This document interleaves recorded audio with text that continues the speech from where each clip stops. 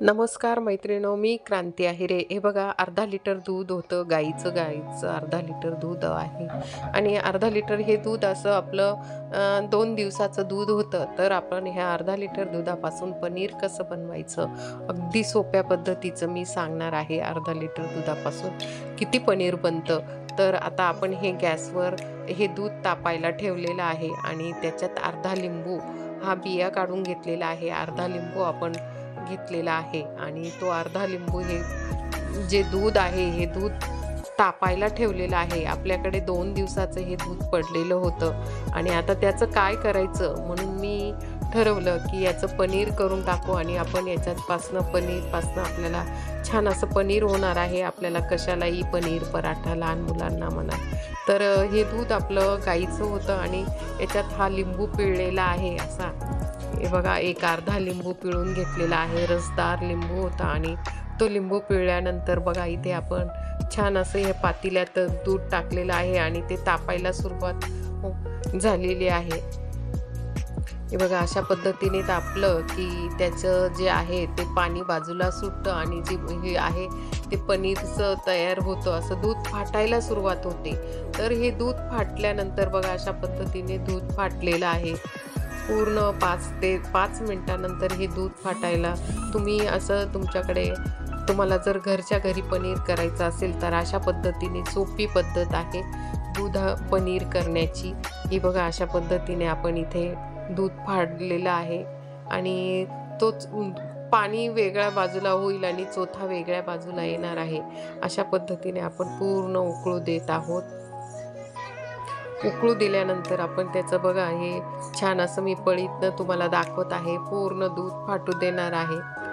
हे बघा, अशा पद्धतीने पूर्ण आपलं जे दूध आहे ते असे मोकळं हे झालेलं आहे. पाणी बाजूला निघून गेलेलं आहे त्याचं.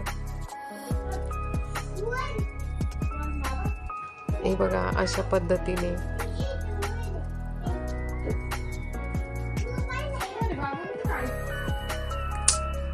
बघा पूर्ण मी तुम्हाला पळीत दाखवलेलं आहे असं दूध फाटलेलं. आता आपण एक चाळणी घेतलेली आहे. चाळणीखाली एक पाणी गळण्यासाठी एक छोटं ताट घेतलेलं आहे आणि ते चाळणीमध्ये आपण इथे स्वच्छ असं हे पांढरं शुभ्र असं फडकं टाकले आपलं एक हे टाकले आहे आणि त्याच्यात आपण मी बघा अशा पद्धतीने हे जे आहे आपलं तर हे टाकत आहे आणि आता पाणी आपण बाजूला काढून घेणार आहोत.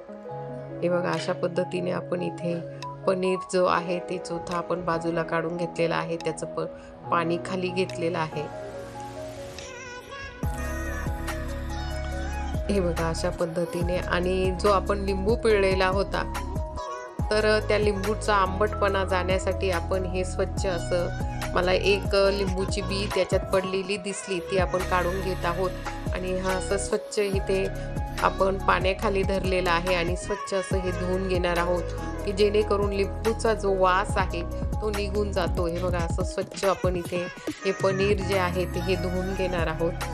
त्याच्यात मला 1-2 बी दिसली होती त्यामुळे ती आपण बी काढून टाकत आहोत आणि हे पनीर असं धुवून टाकत आहोत कारण त्याचा लिंबूचा जो वास आहे तो निघून गेलेला आहे आपला पनीर छान असं धुतल्यामुळे. हे बघा, अशा पद्धतीने आपण आणि इथे जो आहे इथे या चाळणी तिथे आपण हे पाणी पूर्ण काढून टाकणार आहोत. हे स्वच्छ धुवून घेतलेलं आहे. फडकं अगदी स्वच्छ आहे आणि अर्धा लिटरपासून एवढं पनीर तयार झालेलं आहे आपलं. हे असं छान असं आपण इथे आता घेतलेला आहे. बघा, असा छान गोळा तयार झालेला आहे. हा छान गोळा तयार झालेला आहे आपला. कडक गोळा तयार झालेला आहे बघा असा. आणि परत आपल्याला हे थोडंसं असं जड वस्तू खाली दाबून ठेवायचं आहे. थोड्या वेळ आपल्याला जड वस्तूसाठी दाबून ठेवायचं आहे. परत आपण इथे बघा असं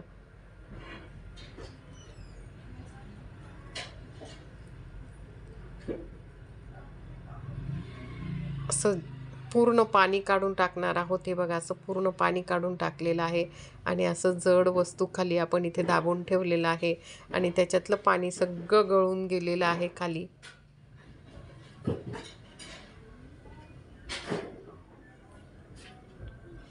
हे बघा, थोड्या वेळानंतर हे पूर्ण पाणी गळून गेलेलं आहे आणि असं छान असं हे घट्ट असं पनीर, हे बघा असं घट्ट असं पनीर तयार झालेलं आहे. हे बघा असं छान असं हे पनीर तयार झालं आहे. तुम्हाला माझा व्हिडिओ जर आवडला असेल तर जरूर माझ्या चॅनलला सबस्क्राईब करा, लाईक करा आणि छान असं घरच्या घरी पनीर तयार करा.